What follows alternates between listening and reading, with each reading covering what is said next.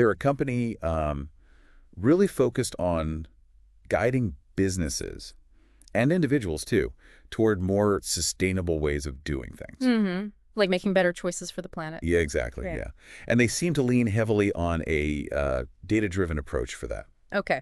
So for this deep dive, we've basically pulled together information from their sustainability learning path. It's quite a detailed section on their website. Yeah, it seems pretty comprehensive. It lays out their services, their thinking, the whole philosophy behind it. All right.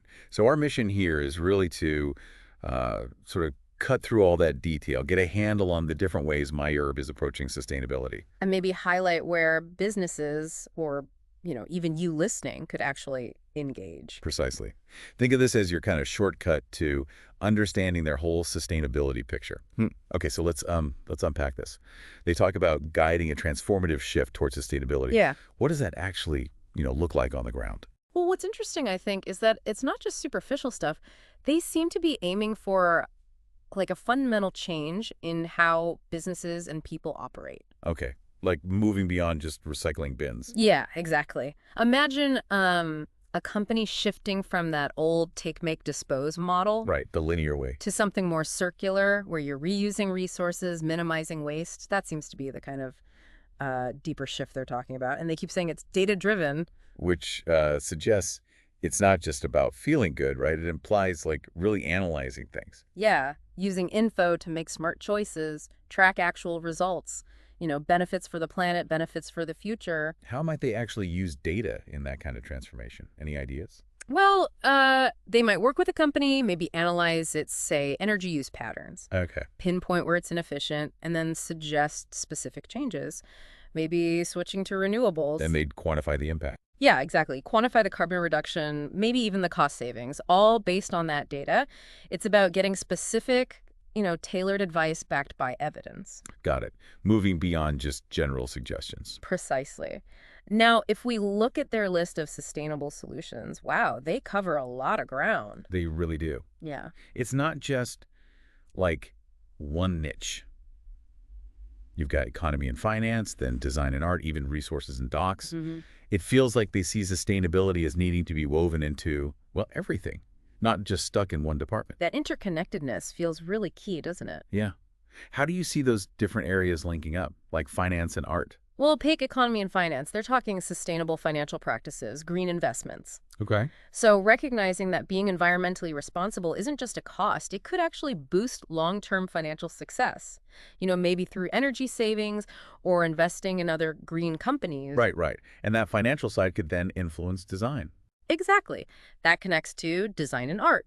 You blend creativity with eco-friendly solutions, maybe using sustainable materials that are also, economically smart.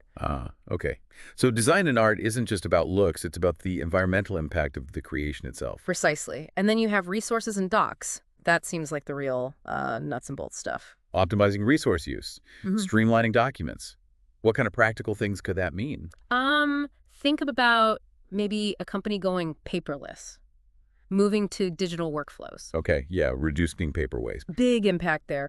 Or maybe optimizing their supply chain, cutting down on transport emissions and costs. It's about efficiency that helps the planet too. Makes sense.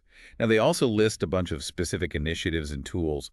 The details aren't always there in what we looked at, but the names are suggestive. Yeah, you see things like printless ecometrics, trim-packed reforestation, CleanHub plastic reduction. The web sustainability checker, the Ecosphere platform, their myHerb AI chatbot, and an EcoShift calculator. Right. Just the names give you a clue. Printless ecometrics. Sounds like it helps track and cut down on printing, doesn't it? Yeah, you'd think so. How would that work, maybe? Software tracking? Could be. Maybe software that monitors printing across the company, flags excessive use. And gives data-backed tips, like double-sided printing or more digital sharing. Yeah, something like that. And trim pack reforestation, that one seems pretty clear. Planting trees, right. To capture CO2, basic but important. Definitely. And CleanHub plastic reduction obviously tackles plastic waste. Maybe helping businesses find alternatives. Yeah. Analyzing their plastic footprint. Could that connect to the CleanHub organization they mentioned? Possibly facilitating partnerships, yeah. It sounds like practical help. And the web sustainability checker, that's interesting. What would that check? Maybe a website's energy use, page load speeds, Things that impact its environmental footprint, Could be. Suggesting optimizations like smaller images or greener hosting. potentially. Yeah. And the ecosphere platform. Sounds like maybe a dashboard. Yeah, like a central hub for businesses to manage and track their sustainability efforts, monitor progress against goals. To be very useful. Yeah. And then there's the myHerb AI chatbot. That really jumps out. Using AI for sustainability advice. Yeah, that's pretty forward thinking. What would you even ask it? Maybe. What are the best sustainable packaging options for my product? Or how do I calculate my carbon footprint? Or maybe help navigating complex environmental rules. Yeah. And the chatbot could give quick answers, point you to the right resources on their site, maybe? And the EcoShift calculator likely helps you see the impact of making certain changes, right? Like quantifying the benefit of switching appliances or, I don't know, eating less meat? Could be, yeah, for individuals or businesses. We do get some solid examples of their own practices, too. They say their products use recyclable and biodegradable packaging. Designed to minimize waste. That's tangible. Shows they're, walking the walk. Exactly. It's built into their own operations. And they mention subscription boxes. Right. Curating sustainable products. Makes it convenient. Yeah, regular delivery. Maybe optimizes shipping too. Potentially fewer individual trips for those items. And the focus on educational resources, the blog, the resource center, that feels important too. Giving people information on natural health, wellness, sustainable living. Yeah. Empowering people with knowledge. That's key for broader change, isn't it? Absolutely. Now, looking closer at their sustainability guidance services, it's for both businesses and individuals again. Okay. And the focus. Seems to be helping them adopt eco-friendly practices, specifically mentioning reducing carbon footprints and using ethically sourced ingredients. So it touches on environmental and social aspects. Right. And crucially, they talk about providing actionable strategies. Meaning, not just theory, but practical hands-on help. That's what it sounds like, working directly with clients to figure out and implement things that actually make a difference. Okay. Then there's the reforestation projects. They call it a specialization. Yeah, so again, not just reducing harm, but actively restoring ecosystems, boosting biodiversity. And they collaborate with clients on strategies for this, to cut carbon footprints and have a lasting impact. Seems so. They mention one tree planted, maybe a partner, or just indicating the kind of work they do. Right. And similarly, the plastic reduction projects. Same idea, tackling pollution head on. Yeah, again, emphasizing collaboration, tailored strategies with their expert team. Helping businesses cut their impact. And the CleanHub mention pops up again there too. Reinforcing that focus on practical ground level solutions for plastic. Okay, so alongside all this very direct sustainability work, there's also DevSphere by myHerb. Yeah, this one felt a little different at first. It's described as a platform for AI enthusiasts. Focusing on innovation, user-friendly features, tools, resources, community, coding recommendations for AI people. Right. It might seem like a bit of a tangent, but maybe it's strategic. How so? Seems a bit removed from planting trees. Well, think about it. If you foster innovation in AI, couldn't that lead to new tech, new solutions that do tackle sustainability problems down the line? Ah, interesting angle. So by supporting AI developers, they might indirectly fuel future green tech. That's one way to look at it, yeah. It positions them as quite forward-thinking, seeing technology's potential role here. Investing in the tech future, which could help solve environmental issues.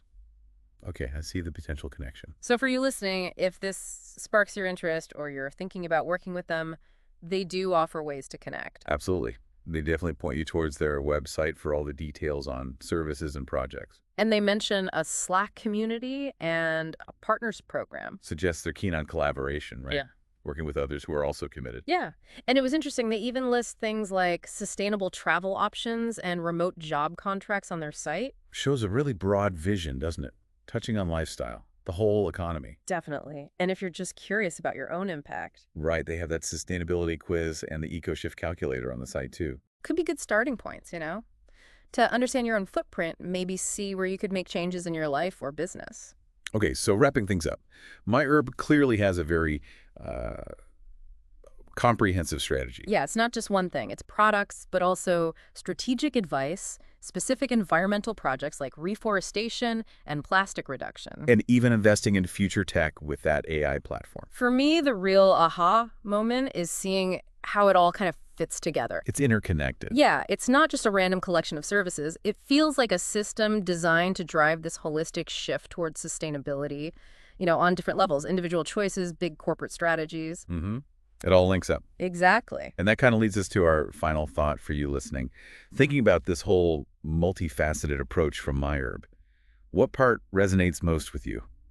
With your own path towards sustainability? Is it their own eco-friendly packaging? Or maybe the business consulting side for cutting carbon? Or even that forward